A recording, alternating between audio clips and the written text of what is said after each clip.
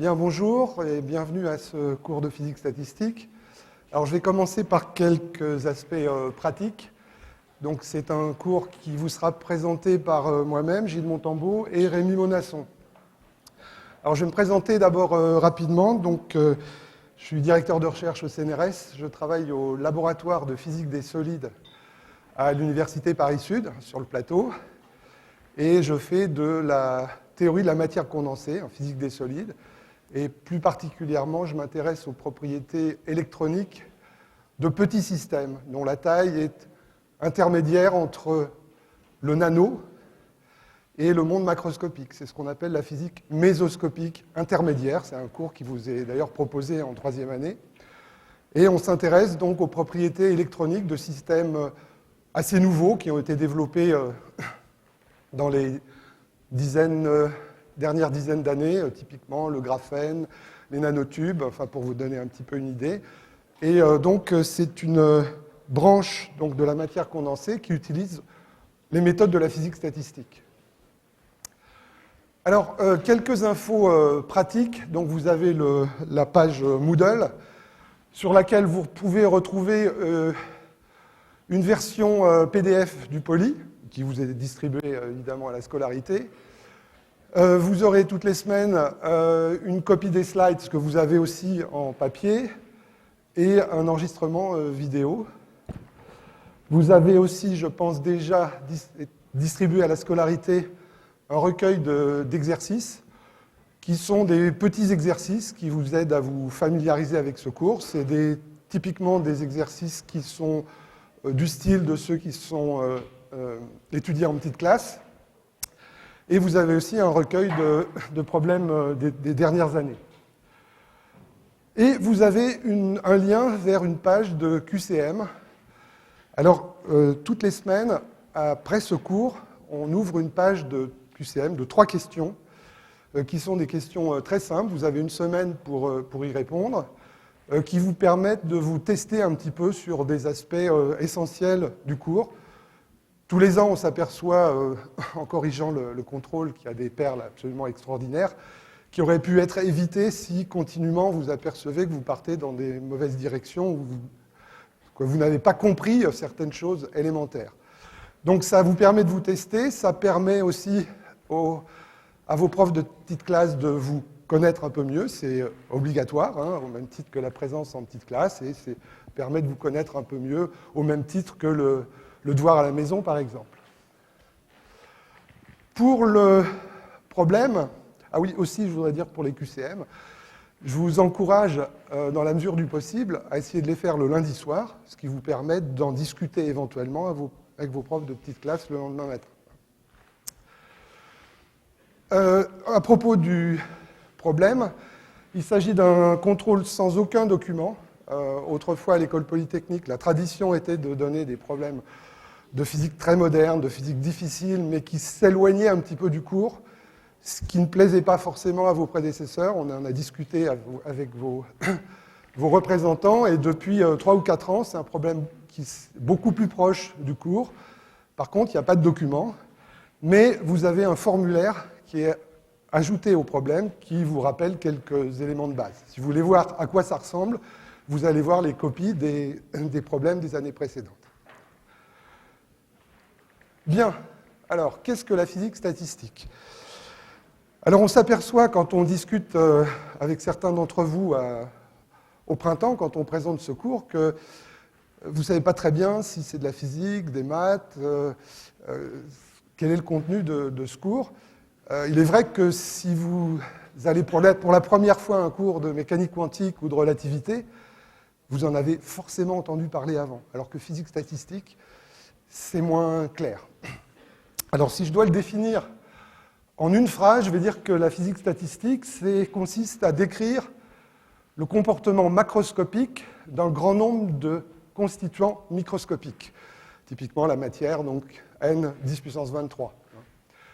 Donc, on va s'intéresser à des systèmes dilués d'un grand nombre de particules, des gaz, des plasmas, le rayonnement. Le rayonnement électromagnétique étant constitué de particules, les photons, des systèmes condensés, des solides, des liquides, ou des formes un petit peu plus exotiques, des gels, des cols, des polymères. Alors on ne fera pas tout cette année, mais bon, vous verrez ça éventuellement plus tard. Et on s'intéressera aux propriétés physiques, électriques, thermiques, mécaniques, magnétiques, etc.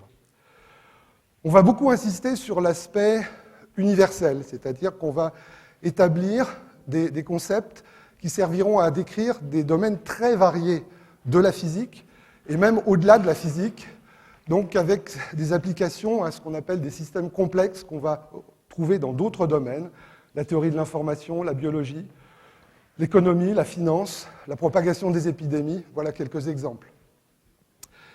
Et puis, essentiellement à la fin de ces cours, avec Rémi Monasson, vous verrez la physique des effets collectifs, des transitions de phase, qu'est-ce qui se passe quand un système passe subitement d'un état à un autre, ou qu'est-ce qui se passe si une épidémie se propage subitement. Voilà. Et on a aussi une description universelle de ces effets collectifs. Alors la physique statistique est considérée comme un des piliers de la physique moderne, qu'on met souvent en parallèle avec la mécanique quantique. Parce que mécanique quantique et physique statistique se sont vraiment développées en parallèle. Et en fait, la mécanique quantique est née de contradictions soulevées par la physique statistique, essentiellement par Max Planck. Et donc voilà les deux grands noms attachés à ces deux domaines, la physique statistique et la mécanique quantique, qui autrefois à l'école polytechnique étaient enseignés dans un long cours, un grand cours. Maintenant, les enseignements sont beaucoup plus saucissonnés, donc vous avez plusieurs cours de mécanique quantique, un cours de physique statistique, mais vous verrez que tout ça est très relié, et donc il y a un troisième personnage qui est très important, que vous connaissez essentiellement dans d'autres contextes, les théories de la relativité, mais qui est certainement le premier à avoir compris le lien entre mécanique quantique, physique statistique. Vous savez que la mécanique quantique est née avec Max Planck, qui a interprété le rayonnement du corps noir, dont on parlera à la fin de ce cours, a introduit certaines hypothèses sur les échanges d'énergie, et c'est vraiment Einstein qui a compris les hypothèses de Max Planck et qui est, on va dire, à l'origine de la révolution quantique. J'aime bien rajouter évidemment le quatrième pilier de la physique, l'électromagnétisme, avec Maxwell, qui a aussi beaucoup contribué avec Boltzmann au développement de la physique statistique. Alors une petite parenthèse, vous avez peut-être entendu parler à l'automne dernier d'une révolution en métrologie. La Conférence générale des poids et mesures a décidé de fixer des constantes universelles. Ce qu'on faisait autrefois, c'est qu'on fixait des étalons de longueur, étalons de temps, le mètre, la seconde, et on mesurait des constantes, on mesurait la vitesse de la lumière. Vous savez que depuis les années 70, on fixe la vitesse de la lumière, ce qui fait que le mètre et la seconde sont reliés. On a décidé ici de faire pareil pour 3 autres constantes qui se trouvent en fait attachées à au total à ces 4 personnages. La vitesse de la lumière pour Einstein, la charge électrique, l'électromagnétisme, Maxwell, la constante de Planck et la constante de Boltzmann. Donc ces 4 constantes sont maintenant fixées définitivement. J'aimerais bien avoir le plus de temps pour vous en parler, ce que je ferai peut-être un petit peu plus tard. Sinon, je vous engage à voir, j'ai écrit une petite annexe dans le poly sur l'impact de ce choix de la Conférence générale des poids et mesures. Alors, un mot important qui va être attaché à physique statistique, c'est le mot universalité. Ça part dans plein de directions. Je dirais historiquement plutôt dans la matière condensée, aussi dans la théorie du rayonnement. Je vous ai dit que le rayonnement électromagnétique, c'est un gaz de particules. La physique des lasers, la turbulence, des aspects très modernes, comme la physique des atomes froids, des échelles d'énergie et de longueur complètement différentes. On va aller dans l'astrophysique, la physique nucléaire, le photovoltaïque. C'est important de savoir comment marche une cellule photovoltaïque. C'est la physique des semi-conducteurs. Et puis, ça part dans d'autres directions, au-delà de la physique, la biologie, des aspects macroscopiques, comme la dynamique des populations, ou microscopiques, le repliement, la description statistique du repliement des protéines, Et puis dans d'autres directions complètes qui vont vraiment au-delà de la physique, ce qu'on appelle les systèmes complexes. Je vous ai dit la propagation d'épidémies, des trafics routiers, le big data, l'économie, la finance. Et en fait, historiquement, la physique statistique est partie de cette direction. Étymologiquement, le stat de physique statistique, ça vient du mot état. Et du mot allemand Stadtkunde, qui veut dire chose de l'État. Pour un État qui se constitue, la première chose à faire, c'est de compter ses habitants et compter ses richesses. Alors pour nous, on va plus insister sur l'aspect physique que l'aspect statistique, mais vous voyez que ça part dans énormément de directions. J'avais essayé de faire la liste des cours de troisième année qui utilisent la physique statistique, et bon, j'ai renoncé parce qu'ils utilisent quasiment tous la physique statistique. Alors nous, on va se concentrer dans les applications, essentiellement les semaines suivantes, sur des aspects liés à la matière condensée, à la théorie du rayonnement et aux atomes froids.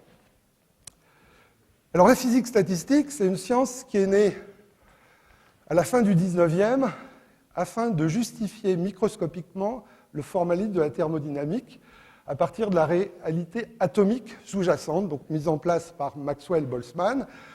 La thermodynamique, c'est essentiellement Sadi Carnot, Clausius, Helmholtz. Et ce que cherchait à faire Maxwell-Boltzmann, c'est donner une interprétation microscopique à ces principes de la thermodynamique. Alors il faut voir que c'était vraiment un tour de force à l'époque, puisqu'on n'était même pas sûr de l'existence des atomes. Un autre nom important, c'est l'américain Willard Gibbs, qui a introduit le mot mécanique statistique. Et donc un premier but de la physique statistique, c'est de donner une signification microscopique à des notions classiques macroscopiques. Qu'est-ce que la température? Qu'est-ce que la chaleur? Qu'est-ce que l'entropie? D'où viennent les principes de la thermodynamique? Alors pour nous, au quotidien, le plus simple, c'est de partir de la température. Et l'entropie, vous avez vu en prépa un peu ce que c'est que l'entropie, ce n'est pas une notion très évidente. Ici, ce qu'on va faire, c'est le processus inverse. On va voir que la notion de base, c'est l'entropie, à partir de laquelle on va définir la notion de température. Alors, personnellement, en ce qui me concerne, quand j'ai appris l'entropie en thermodynamique en prépa, j'ai rien compris, et les choses se sont éclairées quand j'ai appris la physique statistique, donc j'espère que ça sera la même chose pour vous. On va partir de l'entropie et on essaiera de comprendre la notion de température.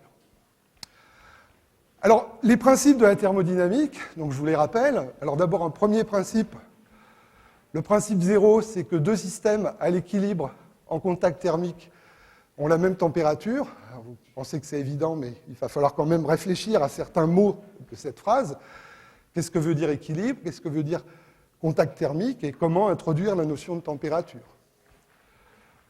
Le premier principe, c'est un principe de conservation qui vous explique que vous avez une grandeur d'état qui s'appelle l'énergie et qu'au cours d'une transformation, un système qui échange de l'énergie avec l'extérieur l'échange sous forme soit de travail, soit de chaleur.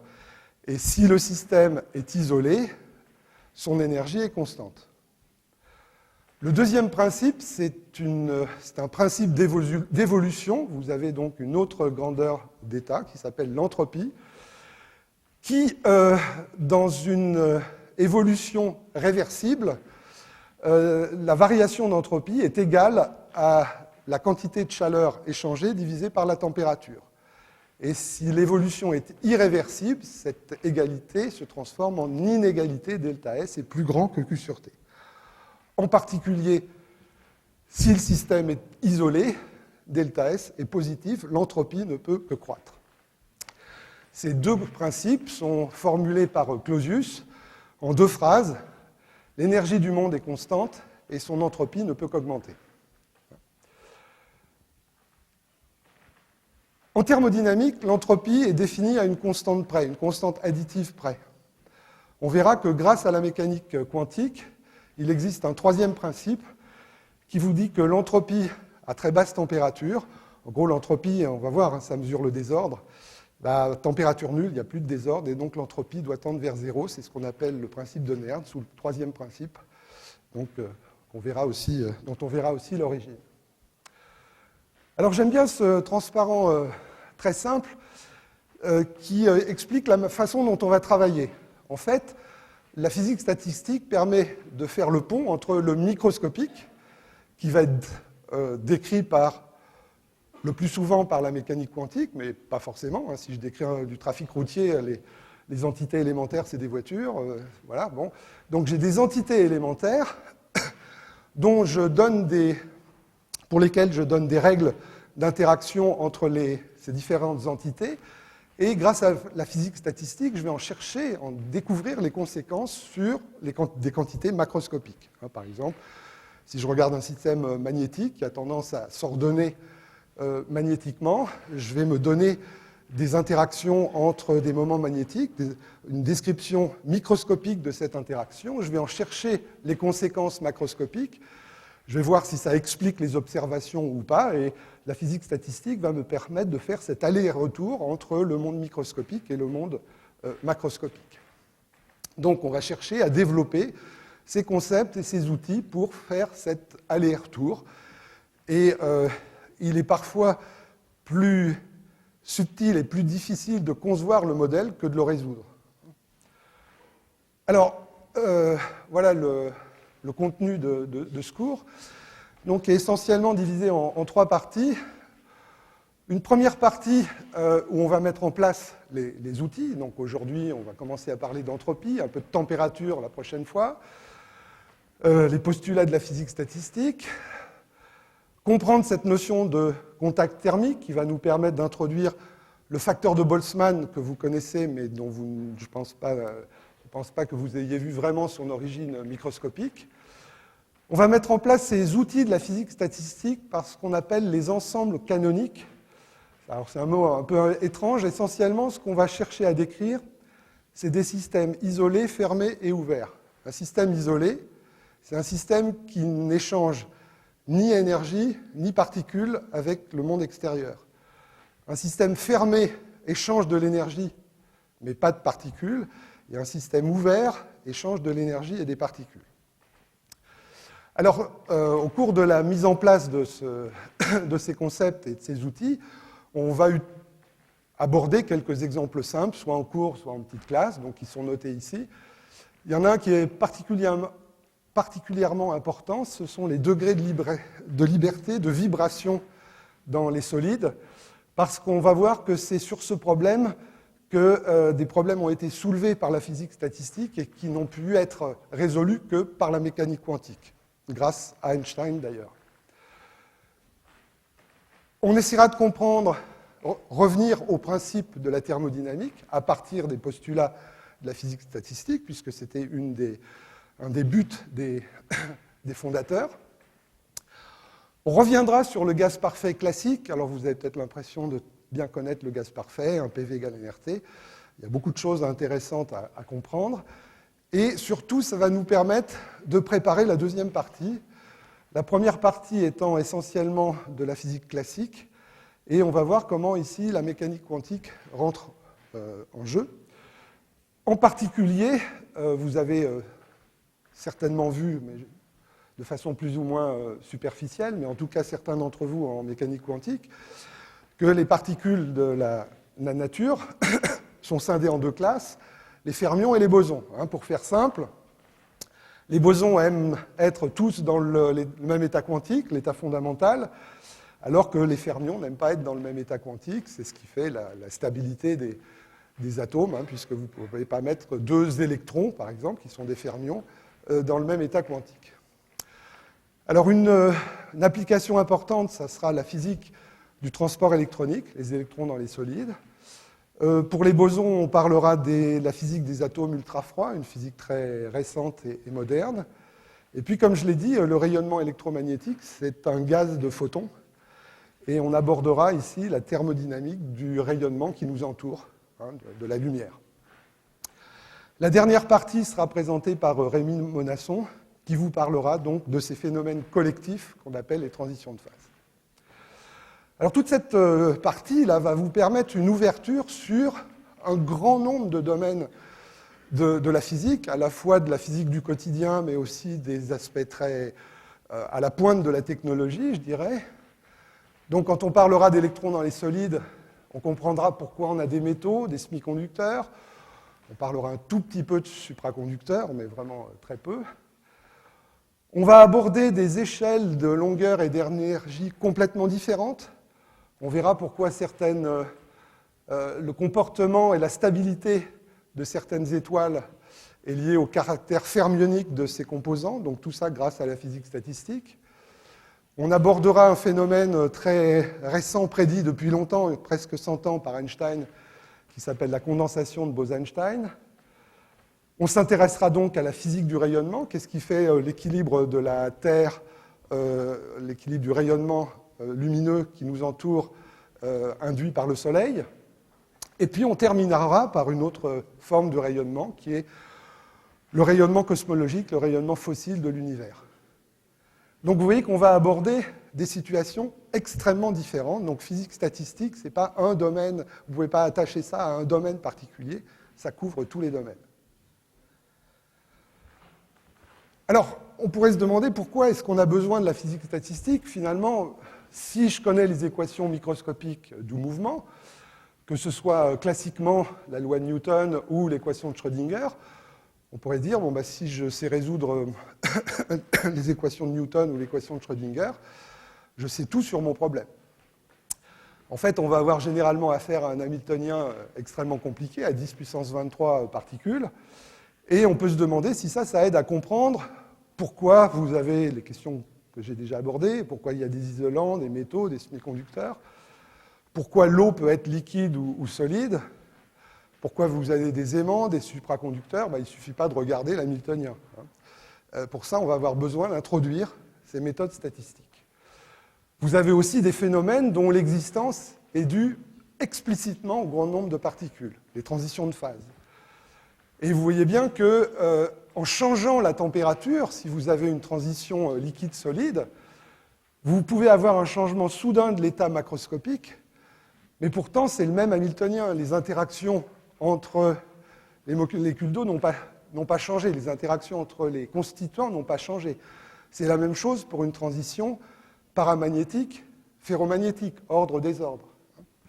Donc qu'est-ce qui fait que vous avez un seul paramètre qui va piloter ce comportement collectif? Ça, ce n'est pas écrit dans l'hamiltonien. Et on insistera sur l'universalité des comportements, c'est-à-dire que bien que les constituants élémentaires ici et ici soient complètement différents, vous avez des propriétés universelles qui sont communes à ces deux transitions. Je vais vous demander de faire un petit peu moins de bruit, là, un bruit de fond. Merci. Alors, encore une fois, pourquoi a-t-on besoin de la physique statistique ? On pourrait se dire, par exemple, si je regarde un gaz de particules classique, si j'étais capable de résoudre les équations du mouvement, je pourrais connaître l'évolution de mon système.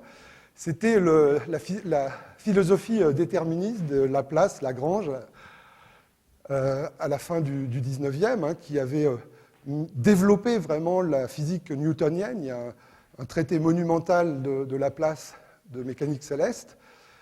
Et si vous regardez tout ce qui est contenu dans ce traité de mécanique céleste, vous mettez les équations dans un ordinateur, vous pouvez prédire que le 3 septembre 2081 à Paris, il y aura une éclipse totale de soleil à 7h35 et elle durera 3 minutes et 40 secondes. Si vous la voyez, vous penserez à moi. Alors ça, c'était le rêve déterministe.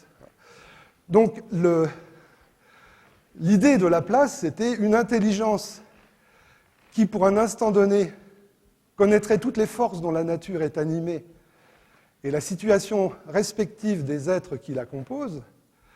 Si d'ailleurs elle était assez vaste pour soumettre ces données à l'analyse, donc ça on peut le faire maintenant avec l'ordinateur, embrasserait dans la même formule les mouvements des plus grands corps de l'univers et ceux du plus léger atome.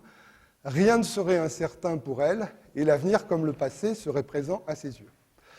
Ça, c'était un rêve. Déjà, si on parle simplement de mécanique céleste, on sait que on peut prédire des éclipses quelques centaines d'années à l'avance, mais on ne peut pas prédire l'évolution sur plusieurs millions d'années du système solaire. C'est un problème à n-corps qui est extrêmement compliqué. Et alors, de façon plus fondamentale, Ceci est impossible, même si les possibilités numériques sont en progrès constant. En fait, c'est fondamental.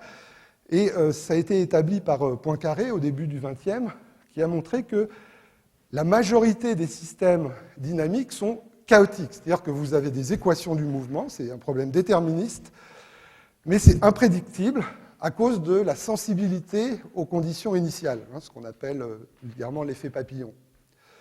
Je vais vous en montrer un exemple tout à fait académique, mais excessivement parlant, je pense.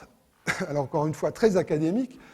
J'essaye de voir si je peux décrire l'évolution à long terme de la position de ces particules. Donc, je vais considérer ces particules, je vais les décrire comme des boules, avec des longueurs caractéristiques, la taille d'un atome, la vitesse typique dans le gaz, la distance typique entre les particules, et je vais considérer un choc frontal. Donc voilà, un choc frontal, j'en pars dans la même direction. Et je suppose maintenant que j'ai un expérimentateur qui se trouve à 1 mètre, et je veux estimer l'effet gravitationnel de l'expérimentateur sur les particules de ce gaz. Donc l'effet gravitationnel, ça va être donc une accélération, donc G grand M d la distance à l'expérimentateur. Donc les deux boules vont subir la même accélération, mais comme elles ne sont pas exactement à la même position en ordre de grandeur, on voit bien qu'il y a une réduction qui est de l'ordre de L divisé par la distance à l'expérimentateur, et puis donc un déplacement typique, 1,5 de alpha t carré, de A, l'accélération, t carré. Alors si on met des chiffres là-dedans, ceux qui sont indiqués ici, on va voir une variation donc angulaire, delta, donc qui est delta 0, c'est delta sur L, qui est de l'ordre de 10-28 radians. Bon, complètement négligeable, on va dire.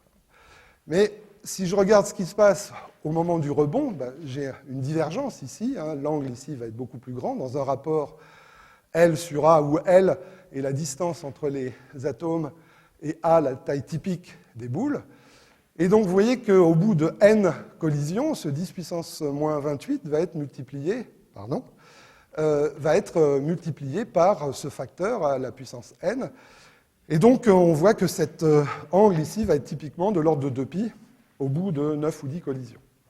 Donc, ça veut dire qu'il est absolument illusoire de prédire la position de ces atomes parce que l'erreur croît exponentiellement avec le temps. Alors, ça, c'est quelque chose qui est tout à fait fondamental, même pour des systèmes extrêmement simples. On peut montrer que si vous regardez un billard régulier, alors pour vous, un billard, c'est plutôt rectangulaire, mais que ce soit un rectangle ou un cercle, si vous avez deux trajectoires qui sont voisines l'une de l'autre à l'instant t égale 0, elles restent très voisines au cours du temps. Si ce billard a une forme différente d'une forme simple, ce qu'on appelle un billard chaotique, par exemple un billard qui a la forme d'un stade, la moindre erreur sur la condition initiale croît exponentiellement avec le temps. Ce qui fait qu'il est illusoire de pouvoir prédire l'évolution à long terme, donc j'ai besoin d'une description statistique. Par exemple, si je veux prédire le résultat d'un jet et de D, il est illusoire, en principe, si je peux donner la vitesse et position initiale, si je peux décrire exactement les rebonds, on pourrait dire je vais pouvoir prédire sur quelle face je vais tomber. Vous savez bien que ce n'est pas possible. Donc on va se rabattre sur une approche statistique et on va dire que les différents résultats pour un dé sont équiprobables. Bon, on ne peut pas dire plus, mais c'est quand même intéressant parce que de cette information, je sais que si je jette 2 dés, j'ai plus de chances de faire un 7 que de faire un 12. Ou que si je jette plusieurs fois un dé, je vais tendre vers une moyenne de 3,5 avec une probabilité de plus en plus piquée. C'est ce qu'on va faire avec la physique statistique. Donc, on oublie la position de toutes ces particules. Ce qu'il va falloir déterminer, c'est de quelle information utile on a besoin. En plus, il y a une détermination quantique dont je n'ai pas parlé, qui est le fait que je ne peux pas déterminer simultanément la position et la vitesse des particules. Donc on va oublier tout ça et on va se dire que les propriétés qui nous intéressent, qui sont des propriétés macroscopiques, sont d'origine statistique. Donc on va se poser des questions probabilistes et s'intéresser à des quantités macroscopiques. Par exemple, la pression dans un gaz, c'est une propriété statistique qui ne nécessite pas la connaissance de la position et de l'impulsion des particules. Vous avez déjà vu ça un petit peu, théorie cinétique des gaz, on fait des hypothèses statistiques. Et ce qui va nous sauver, c'est que pour un grand système, les fluctuations relatives de ces propriétés physiques sont très faibles, de l'ordre de 1 sur racine du nombre de particules.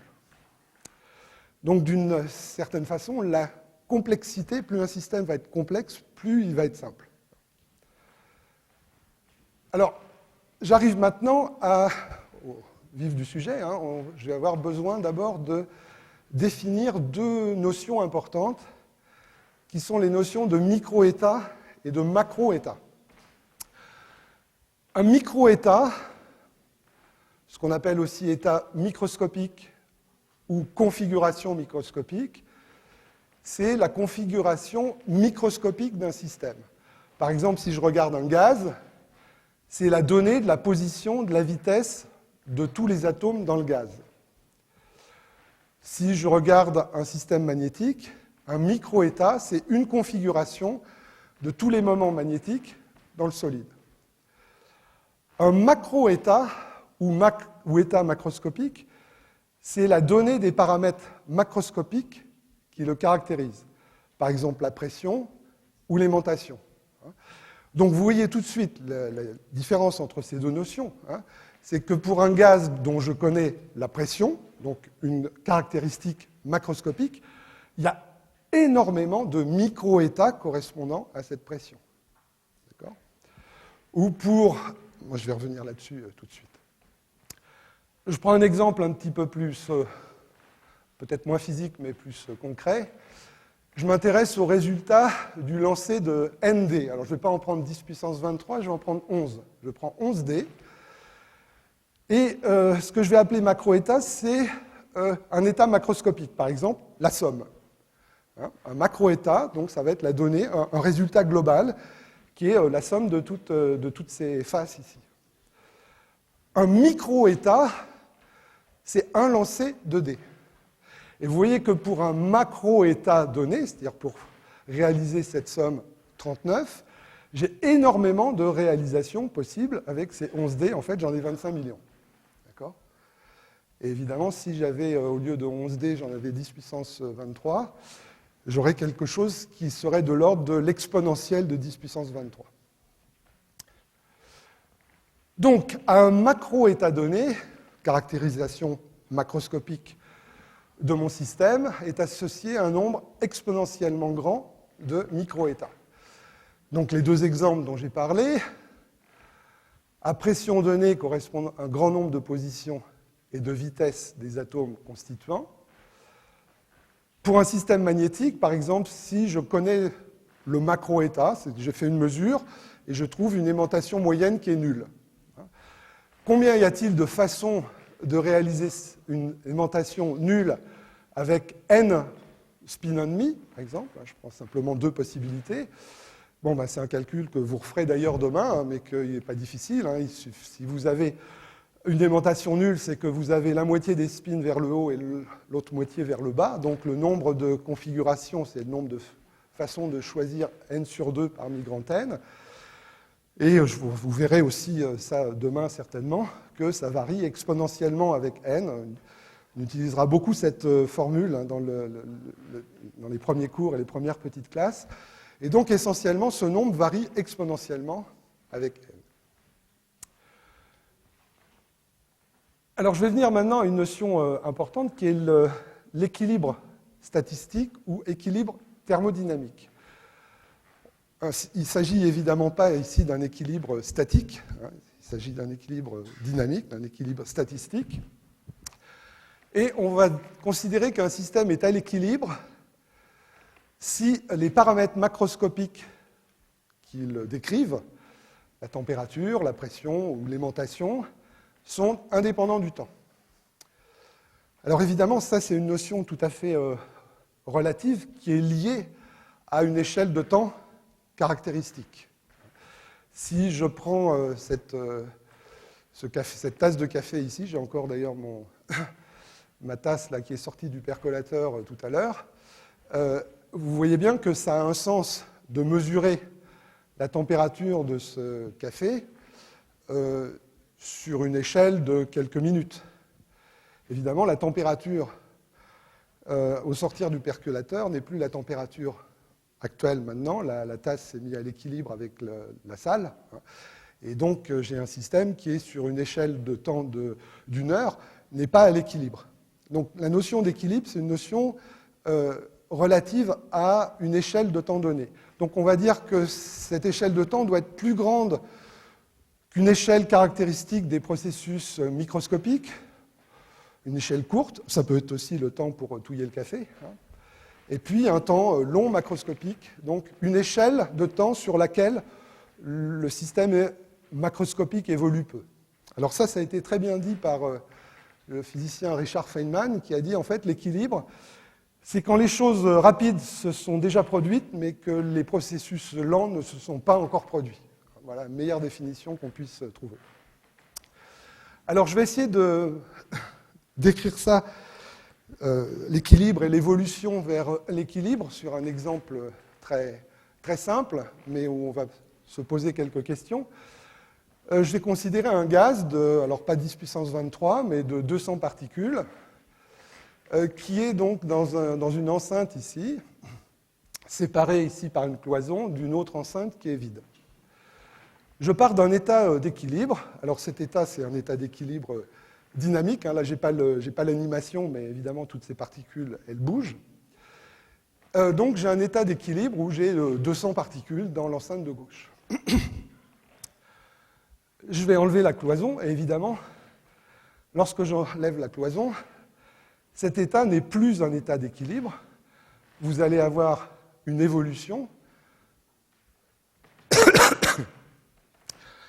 Excusez-moi, je sors d'un rhume et j'ai des moments un petit peu difficiles.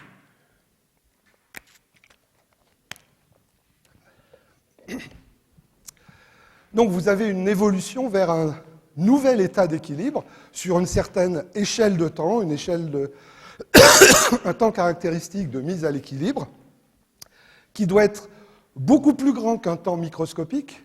Le temps microscopique, c'est essentiellement le temps entre deux collisions, et vous voyez que le temps macroscopique, lui, va dépendre de la taille de la constriction ici, de la taille des enceintes, etc.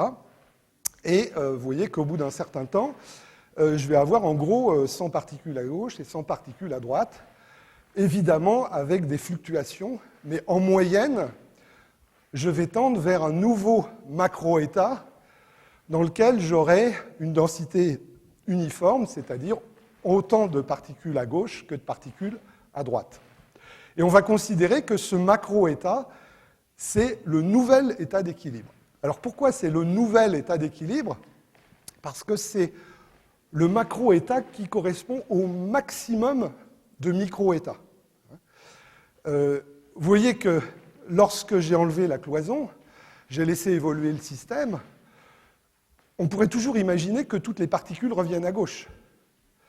Mais je n'ai qu'une seule façon de placer les particules à gauche, c'est-à-dire de les mettre toutes à gauche. Par contre, j'ai un grand nombre de façons de placer n sur 2 particules à gauche et n sur 2 particules à droite. Donc, à ce macro-état correspond un nombre extrêmement grand de micro-états où j'ai n sur 2 particules à gauche et n sur 2 particules à droite. Donc le macro-état, toutes les particules à gauche, le macro-état dans lequel tout reviendrait à gauche, est beaucoup moins probable que le macro-état, densité uniforme, autant de particules des deux côtés. Donc la probabilité que toutes les particules reviennent du même côté est exponentiellement faible, et donc on a une irréversibilité macroscopique, avec une sorte de paradoxe avec la réversibilité microscopique qui est contenue dans les lois de Newton, où vous avez donc une dérivée seconde par rapport au temps, c'est-à-dire que si vous changez le sens du temps, en principe, vous pouvez remonter le film. Ce qui se passe, c'est qu'on a vu que si on remonte le film, à chaque collision, on va avoir une petite erreur, etc., etc. Ce qui fait que même si cette configuration est possible. Microscopiquement, cette configuration où toutes les particules reviendraient à gauche, elle est possible. Elle est extrêmement peu probable. D'accord ? Donc on va parler d'irréversibilité macroscopique. Et donc, si je regarde ce nombre de façons de placer n sur 2 particules à gauche et à droite, bon, ben, vous verrez cette fonction, je pense, un petit peu plus demain en petite classe. Donc c'est une fonction qui va être extrêmement piquée autour de 100, alors que la probabilité d'avoir toutes les particules d'un côté ou de l'autre côté devient extrêmement, extrêmement faible. Et pour un grand n, un grand nombre de particules, on peut montrer qu'on a un comportement gaussien autour du maximum, avec une largeur qui est racine de n, donc précisément la racine du nombre de particules, donc une probabilité qui est d'autant plus piquée qu'on a un grand nombre de particules. Et donc la probabilité d'avoir 0 particules à gauche ou 0 particules à droite, elle est exponentiellement faible. Donc le macro-état dans lequel toutes les particules reviendraient d'un côté est extrêmement peu probable. Alors, un système à l'équilibre, donc c'est un système dont les paramètres macroscopiques sont indépendants du temps. Alors, ça ne veut pas dire que le système n'évolue pas au cours du temps. Vous avez une évolution entre les micro-états. C'est-à-dire qu'évidemment, par exemple, pour un gaz, les particules, évidemment, se déplacent.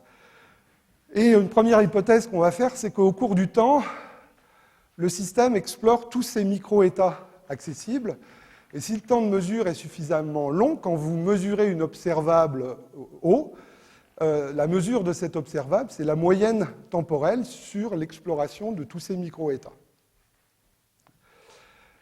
Et une autre hypothèse qu'on va faire, c'est que cette valeur moyenne temporelle est égale à la moyenne statistique sur un ensemble de configurations. C'est-à-dire qu'au lieu de laisser évoluer le système et de voir évoluer le système d'un micro-état à un autre, on va considérer qu'on a un ensemble de systèmes identiques qui seraient chacun caractérisé par un micro-état qui serait un instantané, une photo prise à des instants discrets. Et en fait, ce qu'on va supposer, c'est que cette moyenne sur une évolution temporelle est égale à la moyenne statistique sur un grand nombre de réalisations. On parlera de moyenne d'ensemble et non plus de moyenne temporelle. Alors ça, c'est une hypothèse qui s'appelle l'hypothèse ergodique, qui peut avoir certaines subtilités dans certains cas vraiment très particuliers. On n'a pas le temps, je n'aurai pas forcément les compétences pour décrire toutes ces subtilités, mais systématiquement, ce qu'on va faire, ce sont des moyennes sur des configurations. Alors évidemment, pour faire une moyenne sur des micro-états, il faut connaître la quantité, l'observable dans un micro-état donné, et moyenner sur les micro-états. C'est-à-dire qu'il va falloir se donner une distribution de probabilité de ces micro-états. Alors le premier, pas le premier, le principe, le postulat zéro de la physique statistique, ça va être de supposer qu'à l'équilibre, il existe une loi de probabilité pour ces micro-états. Étant donné cette loi de probabilité, je peux calculer des valeurs moyennes d'observables thermodynamiques. Donc, voilà la valeur de l'observable dans un micro-état donné. Et donc, si je connais la distribution de probabilité de ces différents micro-états, eh bien, je peux en déduire donc cette valeur moyenne. Évidemment, cette probabilité est normalisée. Alors, je prends tout de suite un exemple particulier. Je vais prendre deux exemples, en fait. Un premier, dans lequel un micro-état, c'est un état quantique. Par exemple, je vais me donner, pour un ensemble de spin-and-me, la valeur de l'aimantation selon un axe de quantification. Et donc, essentiellement, un micro-état, c'est la donnée des orientations, plus ou moins 1, avec l'unité appropriée de moment magnétique. Et donc, ce que je vais appeler OM, c'est la valeur de l'observable dans l'état M. Donc, ça va être, par exemple, l'aimantation totale. Donc, l'aimantation totale, dans les unités appropriées, c'est simplement la somme des plus ou moins 1. Et donc, ça, c'est l'aimantation pour un micro-état donné, donc une configuration donnée des moments magnétiques. Et si j'ai établi une loi de probabilité pour ces différents micro-états, je vais en déduire une valeur moyenne observable, qui va être donc cette somme sur tous les micro-états. Alors en général, on a un grand nombre de micro-états. On verra que cette somme, en général, on la remplace par une intégrale. Mais enfin bon, après, ça devient des détails. Donc ce que vous voyez ici, c'est que vous avez besoin de caractériser chaque micro-état et de vous donner une probabilité pour chaque micro-état. Alors il y a une situation qui est a priori plus simple parce qu'elle est classique et pas quantique, mais en fait elle est un tout petit peu plus subtile. C'est la situation où un micro-état, c'est un état classique, comme la donnée des positions et des impulsions des particules dans un gaz. Alors vous voyez que cette fois-ci, le spectre des micro-états, il n'est pas dénombrable, comme tout à l'heure, j'en avais 2 puissance n pour les spin ennemis. Là, mon spectre des micro-états, il est continu, il n'est pas dénombrable, puisque les positions et les vitesses sont des variables continues. Alors, première chose, comment décrire un micro-état? On va décrire ce micro-état par l'ensemble des positions et l'ensemble des impulsions. Donc, a priori, si j'ai n particules dans une boîte, je vais avoir donc besoin de 6n quantités, 6n variables. Et en général, ce micro-état, on le représente comme un point dans un espace à 6n dimensions, les 3n dimensions de position et dimensions d'impulsion, c'est ce qu'on appelle l'espace des phases. Vous avez peut-être déjà vu dans d'autres contextes. Et donc, par exemple, si cette fois-ci, mon observable, c'est l'énergie totale, donc classiquement, l'énergie totale, c'est l'hamiltonien classique, un micro-état, c'est la donnée des QI et des PI. Donc, c'est une fonction de variable continue. Et donc, cette fois-ci, vous voyez que je ne peux plus faire une somme discrète. Il va falloir que je fasse une somme continue. Et ça, c'est un problème qui s'est posé pour les pionniers de la physique statistique, les Boltzmann et compagnie. C'est comment transformer cette somme discrète en une intégrale, en une somme continue. Ça veut dire que quelque part, il va falloir discrétiser ces variables, discrétiser l'espace de phase. Et donc, c'était un problème sérieux de la physique classique, et enfin, les gens travaillaient comme ça, c'est-à-dire discrétiser l'espace de phase, et à la fin, faisait tendre le pas d'intégration vers zéro, mais ça posait un certain nombre de problèmes, et ces problèmes ont été résolus par la mécanique quantique, essentiellement parce qu'elle nous donne une solution pour discrétiser l'espace de phase. On sait qu'en mécanique quantique, position et impulsion ne sont pas définis exactement, mais ils sont définis à une incertitude près, le principe d'indétermination d'Heisenberg. Et finalement, un micro-état occupe un volume fini, ce qui nous permet de discrétiser l'espace de phase et d'attribuer à un micro-état un volume qui a les dimensions d'une action, donc H, un volume H par degré de liberté, et donc H puissance 3, enfin 3n si j'ai 3 degrés de liberté de translation et n particules. Ce petit volume, c'est ce qu'on appelle une cellule de Planck. Donc ça me permet de transformer la somme discrète en une intégrale de Riemann. Quand je fais cette transformation, j'ai besoin du pas d'intégration. Et le pas d'intégration est donné par l'inverse de ce volume de Planck. Alors évidemment, vous pouvez vous poser la question, pourquoi je mets H, pourquoi ce n'est pas H bar, H sur pi, 2H, etc. Alors, d'abord, la première chose, c'est que cette discrétisation, pour un certain nombre de quantités physiques, ne pose pas de problème. C'est-à-dire que, comme l'ont fait Boltzmann et compagnie, on n'aura pas forcément besoin de connaître ce pas d'intégration. Par exemple, dans un gaz parfait, pour retrouver PV égale nRT, dans PV égale nRT, il n'y a pas la constante de Planck.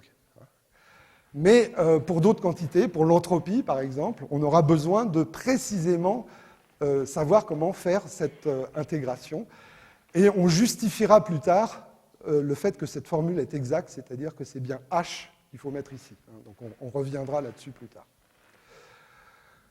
Une autre question qui va se poser pour ce gaz de particules, c'est que ces particules, elles sont indiscernables. Si je regarde deux situations où les positions seraient exactement les mêmes et les impulsions seraient exactement les mêmes, ces particules ne sont pas numérotées. Donc ces deux micro-états sont identiques. Je n'ai pas les moyens de les différencier si ces particules sont indiscernables. Alors ça, cette notion d'indiscernabilité, c'est quelque chose qui va jouer un rôle extrêmement important en mécanique quantique, et vous le savez déjà. Mais ça joue déjà un rôle important en physique classique. Et il faut ne pas compter ces états plusieurs fois, c'est-à-dire prendre en compte qu'ici, vous avez factoriel n configurations identiques. Donc, dans cette somme ici, comme il ne faut pas compter les états plusieurs fois, je vais diviser par 1 sur 1 sur factoriel n.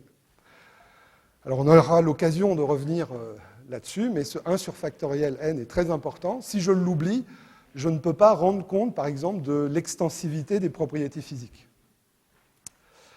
Voilà, donc c'est un point un peu pratique de la façon de réaliser cette somme. Maintenant, il faut se donner une loi de probabilité. Si les microétats sont discrets, c'est une loi de probabilité discrète. Ici, les microétats, les variables sont continues, donc c'est une loi de probabilité continue. Et donc cette somme discrète ici devient une somme, un produit d'intégrale, une somme continue, alors qui est un petit peu lourde, mais en fait, vous verrez que ces quantités ici, dans les cas qu'on verra, sont très simples à calculer. Voilà, donc c'était pour voir un petit peu comment on va calculer ces valeurs moyennes. Alors, où est-ce qu'on en est ?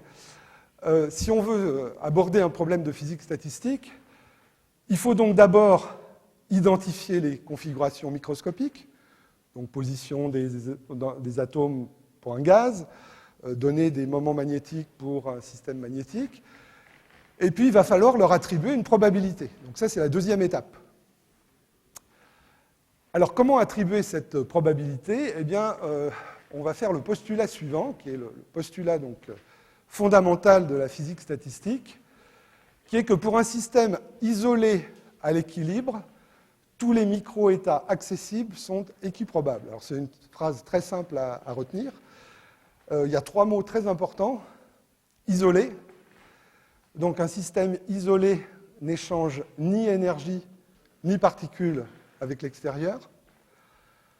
Un système à l'équilibre, donc on l'a déjà défini, c'est un système dont les paramètres macroscopiques sont indépendants du temps. Et un micro-état accessible s'il est compatible avec les paramètres macroscopiques. Par exemple, paramètre macroscopique, c'est j'ai fixé le volume d'une boîte pour confiner un gaz. Si j'ai une particule qui est à l'extérieur de cette boîte, l'état correspondant n'est pas accessible, il est interdit. Alors, ce postulat est extrêmement simple. On pourra essayer de constater au fur et à mesure de ce cours, quand on va évoluer dans ce cours, que en fait, c'est vraiment le postulat de base et qu'on pourra essayer de revenir en arrière de temps en temps et comprendre que tout ce qu'on va dériver, la stabilité des étoiles ou la physique des semi-conducteurs, tout ça vient de ce principe de base fondamentale de la physique statistique. Alors, en fait, on a écrit ça parce qu'on ne sait pas faire mieux. Donc, ce postulat traduit notre méconnaissance du système, comme pour les dés. Oui, voilà. Donc, comme pour les dés, voilà ici 2 micro-états équiprobables, c'est-à-dire c'est des micro-états dont la somme fait, je ne sais plus, j'avais dit tout à l'heure 39. Voilà 2 micro-états qui sont équiprobables. Pour des particules dans une boîte, si je me donne un macro-état densité uniforme, tous ces micro-états sont équiprobables. Vous êtes bien d'accord ? Ce micro-état est aussi probable que ce micro-état. Seulement, il y a beaucoup plus de micro-états qui ressemblent à celui-là que de micro-états qui ressemblent à celui-là. Mais si vous voulez, si je prends un autre exemple, l'exemple du Rubik's Cube, voici 2 micro-états équiprobables. Celui-ci est aussi probable que celui-là. Ce sont 2 micro-états équiprobables. Évidemment, le macro-état ordonné est beaucoup plus probable, le macro-état ordonné est beaucoup plus moins probable, le macro-état ordonné est beaucoup moins probable que le macro-état désordonné. Parce qu'à ce macro-état ordonné correspond un très petit nombre, une seule configuration microscopique. Par contre, à un macro-état ordonné, désordonnée correspond, je ne sais plus, 10 puissance 20 configurations. D'accord ? Donc vous voyez bien la différence entre macro-état et micro-état. Ces deux micro-états sont équiprobables. Donc pour le gaz ici, c'est pareil. Ce micro-état est aussi probable que ce micro-état. Pour les moments magnétiques, si je me fixe le macro-état d'aimantation nulle, bien, tous ces micro-états sont équiprobables. Voilà, ceux-ci sont arrangés un petit peu dans le désordre. Celui-là semble beaucoup plus ordonné, mais il est aussi probable que ces différents micro-états. Bien voir la différence entre micro-état et macro-état. Alors, on va essayer de formaliser ce qu'on vient de dire, ce principe, donc que tous les micro-états sont équiprobables à l'équilibre. Alors, donc un système isolé, son énergie est fixée à une certaine erreur près. Si je fais une mesure, je ne mesure pas l'énergie tout à fait précisément. Je vais considérer le cas où ce nombre de particules est fixé. Et donc, on va écrire le principe d'incertitude maximale, c'est-à-dire qu'à l'équilibre, cette probabilité est uniforme. Donc, écrivons-le. Cette probabilité donc, est uniforme, c'est une constante, si l'énergie, si l'état est accessible, c'est-à-dire si son énergie est fixée à delta E près. Sinon, le micro-état n'existe pas. Alors, dans cette tranche d'énergie, si je compte le nombre de micro-états accessibles, j'ai un nombre qui dépend de la largeur de la tranche et de l'énergie. Et donc, simplement par normalisation de cette probabilité, j'en déduis que la probabilité de chaque micro-état, c'est 1 sur W2. Comme pour les phases d'un dé, c'est 1/6.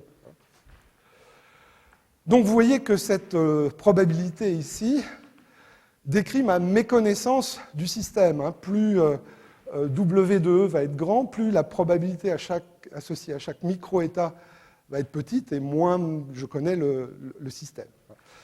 Donc, ce qu'on va essayer de voir maintenant, c'est comment caractériser plus précisément cette méconnaissance du système.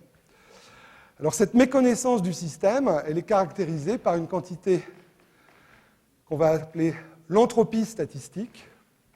Alors, cette entropie statistique a été introduite par Boltzmann, une formule célèbre, tellement célèbre qu'on l'a écrite sur sa tombe. S égale K log de W. Alors, d'où ça sort? Alors, d'abord, à partir de maintenant, on ne va pas démontrer, je ne vais pas vous démontrer que, d'abord, c'est une définition de l'entropie statistique, et on va voir que cette entropie statistique, progressivement, va s'identifier à l'entropie de la thermodynamique, à l'entropie qu'on connaît en thermodynamique. Donc, ici, on ne va rien démontrer, on va introduire une quantité, et on va voir que cette quantité, en fait, elle décrit bien les quantités physiques qui nous sont plus ou moins familières. Alors, on peut voir un petit peu quand même d'où vient ce log de W. On a vu que le nombre de configurations microscopiques, il augmente exponentiellement avec le nombre de particules. Donc, si on veut introduire une quantité qui va ressembler à une entropie, à une quantité qu'on connaît par ailleurs, qui est une quantité extensive, pour avoir une quantité extensive, il faut que je prenne le log d'une quantité qui augmente exponentiellement avec le nombre de particules. Donc ça a un sens de prendre le log, on verra un petit peu plus après d'où ça vient. Donc K, c'est ce qu'on appelle la constante de Boltzmann, qui n'a pas été introduite par Boltzmann. En fait, cette formule n'a jamais été écrite par Boltzmann, on y reviendra un petit peu plus tard. Et la constante de Boltzmann a été introduite par Planck, et ce n'est que plusieurs années après sa mort, que la mort de Boltzmann, qu'on l'a appelée constante de Boltzmann et qu'on a écrit ça sur sa tombe plusieurs années après sa mort. Alors l'année dernière, j'avais ici un signe à peu près, puisque jusqu'à l'année dernière, on définissait l'échelle de température, on définissait le Kelvin à partir du point triple de l'eau, etc. Et on mesurait la constante de Boltzmann. Maintenant, on a fixé la constante de Boltzmann. Donc c'est fait depuis l'automne dernier, ça sera effectif en 2019. Donc la constante de Boltzmann est fixée, et c'est l'échelle de température qui s'en déduit. Le Kelvin n'est plus défini à partir du point triple de l'eau. Je vous rappelle que la constante de Boltzmann, c'est la constante des gaz parfaits divisée par le nombre d'Avogadro, qui lui aussi est fixé. C'est-à-dire que maintenant, la constante des gaz parfaits, c'est une constante de la nature qui est fixée définitivement. Alors, la question qui va se poser, c'est cette quantité-là qu'on vient d'introduire, à laquelle on a donné un nom, entropie statistique. Quel est le lien avec l'entropie classique qui nous est familière, l'entropie de Clausius? Et donc, c'est une question qui va se poser. On va voir progressivement qu'effectivement, l'entropie statistique a toutes les propriétés de l'entropie classique et va pouvoir s'identifier à l'entropie classique. Alors, en fait, bon, pour être plus précis, il faudrait que je mette un delta de E, puisque j'ai dit tout à l'heure que l'énergie était mesurée avec une certaine incertitude. Donc, on reviendra là-dessus tout à l'heure, pourquoi il n'y a pas ce delta de E ici. Alors, à partir de cette entropie, c'est à partir de cette entropie qu'on va pouvoir définir la température. On ne va pas le faire aujourd'hui, on le fera la prochaine fois, mais on verra que ça, c'est une formule qui doit vous dire quelque chose un petit peu en thermodynamique, parce qu'à partir de la dérivée de l'entropie par rapport à l'énergie, on en déduit la température. Alors, on verra pourquoi la prochaine fois, on donnera une justification microscopique à cette relation, et on verra que cette relation va nous définir une température statistique, en fait, qui s'identifiera à la température habituelle. Et vous utiliserez dès demain, en fait, cette relation en petite classe. Alors, sans avoir rien démontré pour l'instant, on voit bien le lien intuitif entre cette expression de l'entropie et le second principe. Puisqu'on voit que quand on fait évoluer un système, il évolue vers un macro-état le plus probable. Donc plus il y a de configurations microscopiques compatibles avec un état macroscopique donné, plus il est probable d'observer cet état. Donc si le système évolue, il évolue toujours vers un macro-état plus probable. Un macro-état plus probable, ça veut dire qu'il y a plus de configurations microscopiques. Donc ça veut dire que l'entropie a augmenté. Donc on voit bien qu'a priori, ça a les bonnes propriétés. Alors par exemple, si je reviens au petit exemple avec les deux ballons ici, si toutes les particules sont à gauche, j'ai un gaz de particules ici, je ne vais pas le faire ici, mais je sais calculer pour un volume donné, un nombre de particules donné et une énergie donnée, je sais calculer le nombre de configurations, donc je sais calculer l'entropie, et je sais que si j'enlève la cloison ici, j'ai doublé le volume accessible, et j'ai multiplié le nombre de configurations par un facteur 2 puissance n. Et donc, l'entropie a augmenté. Donc, entre cette configuration et cette configuration, j'ai une augmentation de l'entropie, donc une évolution irréversible de cet état-là vers cet état-là. D'accord ? Donc, l'entropie statistique, vous voyez, ça mesure le nombre de configurations accessibles, et donc ça mesure notre méconnaissance du système, parce que je ne sais pas dans quel micro-état se trouve le système. Donc ce qu'on vient de voir, c'est que si j'ai W état équiprobable, j'ai une probabilité 1 sur W pour chaque micro-état, et une entropie qui mesure donc ma méconnaissance du système, qui est donc log de W. Alors la question qu'on peut se poser tout de suite, et que j'anticipe un petit peu sur ce qui va nous être utile dans les semaines suivantes, c'est qu'est-ce que je dois faire si j'en sais un petit peu plus? Si ces micro-états ne sont pas équiprobables, mais si j'ai une loi de probabilité quelconque. Donc ça veut dire que l'entropie est différente, puisque j'en sais un petit peu plus. Donc quelle entropie est-ce que je dois affecter à non plus une loi de probabilité constante, mais une loi de probabilité quelconque. Et donc voilà la question, si j'ai cette loi de probabilité, quelle fonction est associée à cette loi de probabilité? Donc, pour une distribution de probabilité quelconque, peut-on associer une entropie statistique qui va mesurer donc ce manque d'informations? La réponse est oui, et l'expression générale, une expression un petit peu plus compliquée, mais qui dépend effectivement de la distribution de probabilité, qui est une somme sur les micro-états de PM log de PM.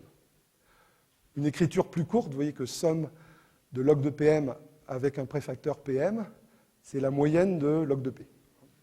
Alors d'où ça sort? Je ne vais pas vous le démontrer, mais je vais vous montrer sur un petit exemple que cette relation est compatible avec celle-là lorsque tous les micro-états sont équiprobables. D'abord, si tous les micro-états sont équiprobables, vous voyez que si tous les PM sont égaux, eh bien évidemment, tous les logs de PM sont identiques. La somme sur M des PM, c'est 1, et je vais retrouver moins K log de 1 sur W, donc K log de W. Alors, pour essayer d'intuiter cette relation, je vais utiliser un argument qui est lié à Claude Shannon, qui est en fait, je vous en reparlerai tout à l'heure, qui est quelqu'un qui a approfondi cette notion d'entropie dans des contextes différents. Et donc, l'idée, c'est que je vais prendre un système dans lequel, s'il vous plaît, je considère un système qui peut être dans W micro-états possibles, équiprobables. Je ne sais rien sur ce système. Mais parmi ces micro-états, j'imagine que je peux les caractériser avec une certaine propriété, par exemple des micro-états que je vais appeler gauche ou droite. Ça pourrait être plus, moins, vers le haut, vers le bas. Je suppose que je peux caractériser ces micro-états. Alors là, je les appelle gauche et droite parce que visuellement, ça me permet de les classer sur ce petit échiquier ici. Donc, je vais supposer que j'ai une probabilité P1 d'être dans un micro-état gauche. Donc, ça veut dire qu'il y a W1 état gauche. Et donc, P1, c'est W1 sur W. Et j'ai une probabilité P2 d'être dans un micro-état droite, c'est-à-dire que P2, c'est W2 sur W. Donc, un micro-état, ici, est représenté par une bille. Et je veux exprimer de deux façons différentes le fait que je ne sais rien. Ce qui va m'intéresser ici, c'est de déterminer l'entropie associée aux probabilités P1 et P2. C'est-à-dire l'entropie associée au fait que la particule soit à gauche ou à droite, mais sans me soucier de savoir où elle se trouve à gauche et où elle se trouve à droite. Donc pour cela, je vais réécrire l'entropie totale, K log de W, de deux façons différentes. Je vais dire que je ne sais rien, mais de deux façons différentes. Donc une première expression, c'est K log de W. Je ne sais pas dans quel micro-état je me trouve. Et ça, je peux aussi le réécrire en disant que j'ai une incertitude sur la position de la bille en sachant qu'elle est à gauche. Donc si je sais qu'elle est à gauche, j'ai W1 micro-état accessible, mais avec une probabilité P1. Si je sais qu'elle est à droite, j'ai W2 micro-état accessible, mais avec une probabilité P2. Maintenant, je ne sais pas si elle est à gauche ou à droite, donc il reste une contribution additive à l'entropie, qui est la quantité que je cherche à déterminer, qui est liée à la distribution de probabilité P1, P2. Donc, à partir de ça, c'est en une ligne, je ne l'ai pas écrit, mais à partir de ça, vous déterminez S de P1 et P2, c'est donc ça moins tout ça. Et cette incertitude sur la boîte gauche ou droite dans laquelle se trouve la bille, c'est simplement moins K P1 log de P1 moins K P2 log de P2. Vous faites cette différence ici, et en une ligne, vous trouvez cette relation. Donc de façon plus générale, voici cette formule qui est en fait proche de la première écriture de Boltzmann pour l'entropie. Il n'a jamais écrit K log de W, il n'a jamais écrit le préfacteur, et il a écrit des formules qui ressemblent tout à fait à celle-là, et qui ont été ensuite formalisées par Claude Shannon, qui est la personne qui a systématisé l'utilisation de l'entropie pour décrire notre méconnaissance d'un système. Et ça, c'est très important en théorie de l'information. En théorie de l'information, quand vous faites passer un message, on peut vouloir quantifier la quantité d'informations qui est dans ce message. Ou si vous comprimez une image, vous avez besoin de savoir comment comment vous avez réduit l'information par cette compression d'image. Donc l'entropie, c'est une quantité qui va nous servir ici en thermodynamique, en physique statistique, mais qui est utilisée aussi dans un autre cadre qui s'appelle la théorie de l'information, dans laquelle cette quantité sert à exprimer précisément, comme on l'a vu un petit peu ici, notre méconnaissance du système. Alors, cette quantité, on peut voir qu'elle a les bonnes propriétés qui vont faire d'elle quelque chose qui ressemble à l'entropie. D'abord, elle est positive, puisque tous les PM sont compris entre 0 et 1, donc tous les logs sont négatifs, mais il y a un moins devant, donc l'entropie est positive. Si vous avez un phénomène certain, c'est-à-dire que si on est sûr d'être dans le micro-état 1, ça veut dire que P1 égale 1 et tous les autres sont nuls, donc à ce moment-là, l'entropie est nulle, soit parce que le P est nul, soit parce que le log est nul. Donc pour un phénomène certain, l'entropie est nulle. Si les micro-états sont équiprobables, on l'a vu tout à l'heure, on retrouve K log de W. Cette entropie a les bonnes propriétés d'additivité, c'est-à-dire, bon, c'est fait un petit peu dans le poly, si vous prenez deux sous-systèmes avec des lois de probabilité différentes, vous considérez l'union de ces deux sous-systèmes, vous avez bien addition des entropies. Et ce que j'aurais dû dire avec ça ici, lorsque les micro-états sont équiprobables, c'est la situation où l'entropie est maximale parce qu'on ne connaît absolument rien sur le système. Donc l'entropie traduit notre méconnaissance du système, c'est une mesure du manque d'information sur ce système. Donc en résumé, ce n'est pas la fin du cours, mais résumé de cette partie, on a introduit une quantité qu'on a appelée entropie statistique, que l'on a définie sous cette forme-là, et dont on verra plus tard que cette entropie statistique correspond à l'entropie de la thermodynamique. Pour l'instant, j'ai simplement défini une quantité qui mesure le manque d'information associé à une distribution de probabilité PM. Si la distribution des micro-états est uniforme, ce qui correspond à un système isolé, l'entropie devient S égale K log de W. Alors j'ai oublié une définition, un mot important que vous allez revoir très bientôt et en petite classe demain et les prochaines fois, c'est que la situation où la distribution est uniforme, c'est-à-dire celle d'un système isolé, porte le nom de distribution microcanonique. Alors c'est un nom dont l'origine est un petit peu tordue, mais donc qui décrit des systèmes isolés. On verra plus tard qu'il y a d'autres distributions qu'on va appeler canoniques et grand canoniques qui définissent des systèmes qui peuvent échanger de l'énergie ou qui peuvent échanger des particules. Donc on met ce nom de côté parce qu'on va en entendre parler plusieurs fois. Cette distribution uniforme s'appelle la distribution microcanonique.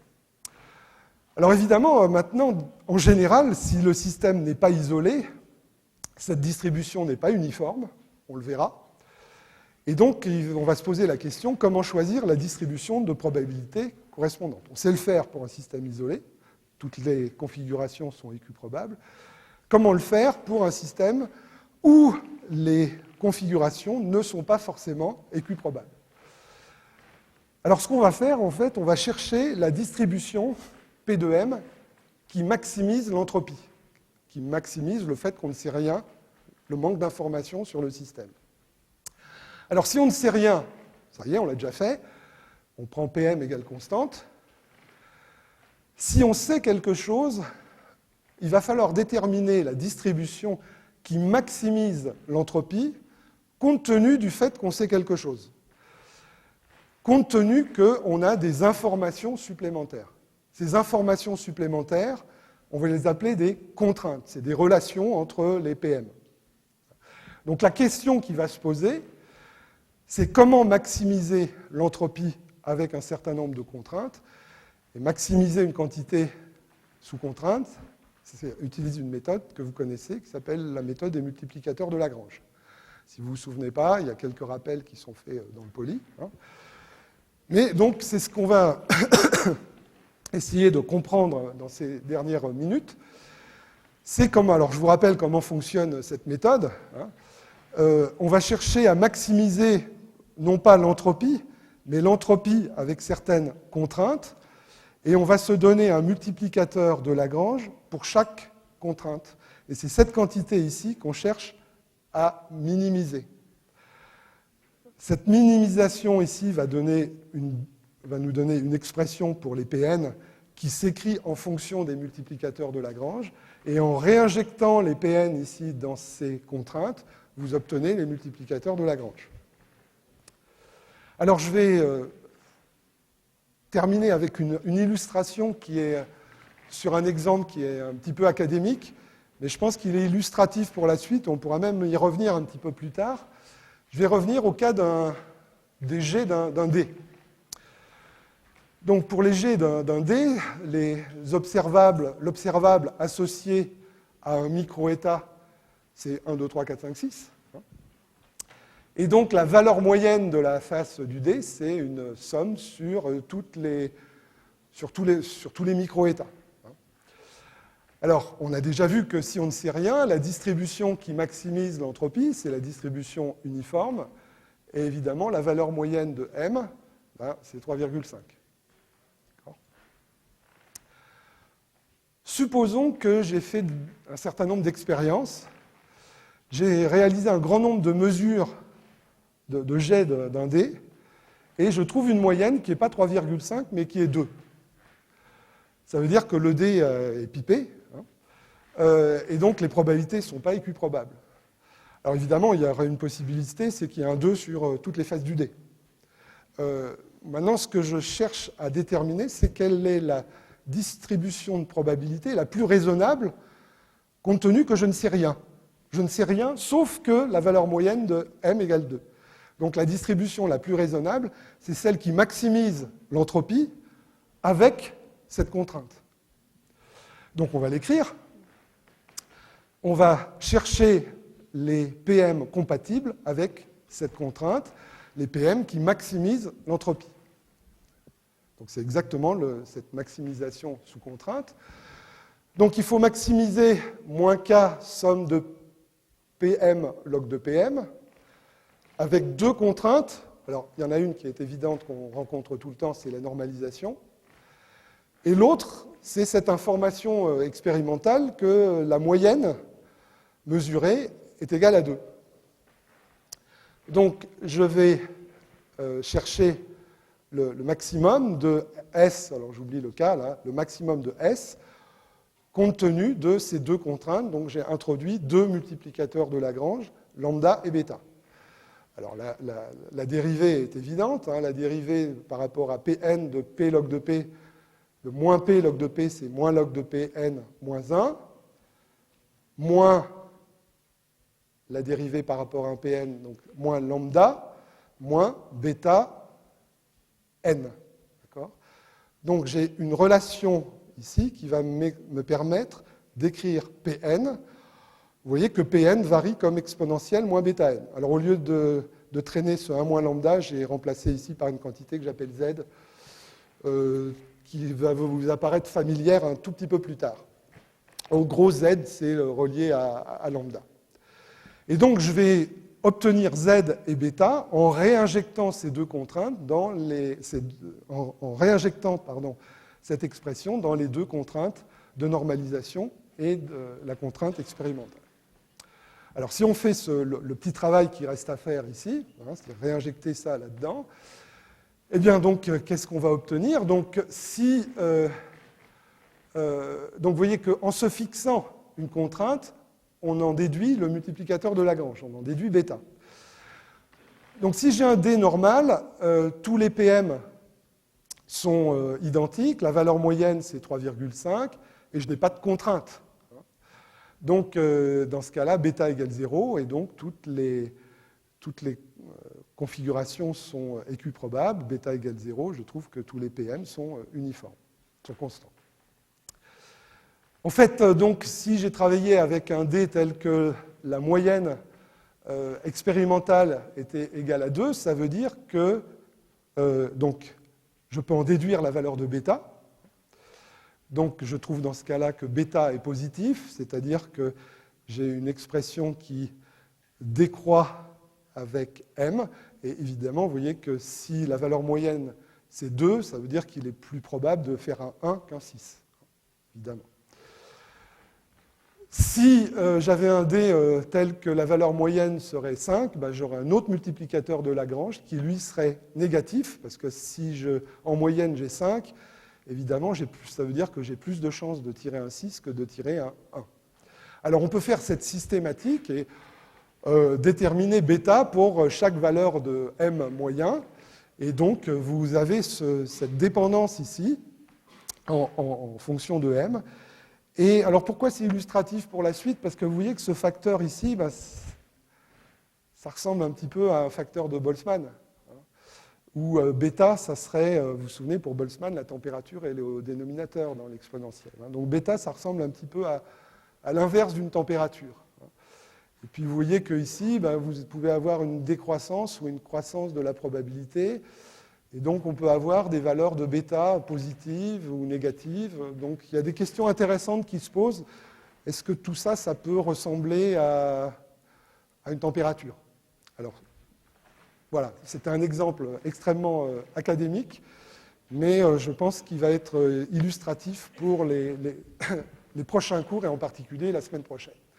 Alors, il reste une question, c'est que l'expression de l'entropie, on a dit qu'en fait, il fallait l'énergie, on ne sait pas la mesurer exactement, donc en fait, on a vu que c'était le nombre d'états dans une tranche d'énergie E plus delta E. Donc, ce nombre, essentiellement, on ne l'a pas prouvé, mais on a vu dans les exemples que je vous ai montrés que ce nombre d'états ici augmente exponentiellement avec le nombre de particules. Typiquement, vous allez voir que dans la plupart du temps, ce nombre de micro-états augmente exponentiellement avec n et augmente comme l'énergie à la puissance n. Vous pouvez aller voir dès maintenant dans le poly, par exemple pour le gaz parfait, vous avez quelque chose qui ressemble à ça. Et donc, évidemment, vous avez un préfacteur qui est la largeur, l'incertitude. Si vous prenez une tranche d'énergie 2 fois plus grande, vous allez avoir 2 fois plus de micro-états. Donc, essentiellement, sans que je vous l'ai vraiment démontré, on peut concevoir que ce nombre de configurations augmente exponentiellement avec n. Ici, c'est l'énergie de mon système isolé. J'ai une énergie caractéristique du problème. Vous verrez ça un petit peu concrètement demain, ce genre d'expression. Et donc l'entropie, c'est le log de cette quantité. Donc le log de cette quantité, c'est le log de cette quantité ici exponentielle. Donc vous voyez que vous avez un premier terme ici qui est proportionnel à 10 puissance 23, qui est extensif. Un log, c'est jamais très grand, donc ça, c'est de l'ordre de 10 puissance 23. Et puis, vous avez ici le préfacteur, qui est le log de cette largeur en énergie divisé par la distance entre les niveaux d'énergie. C'est la plus petite distance que j'ai entre mes énergies possibles. Alors, ce terme-là, en fait, il peut être très important, mais c'est un log. Un log d'un nombre très important, c'est toujours petit. Ce n'est pas d'ordre n. Vous voyez que ça, c'est d'ordre n, et ça, c'est d'ordre 1. Ce qui fait que vous avez quelque chose qui est a priori paradoxal, c'est que cette quantité est négligeable, c'est-à-dire que le choix que vous avez fait de votre largeur en énergie n'est pas du tout important. D'accord ?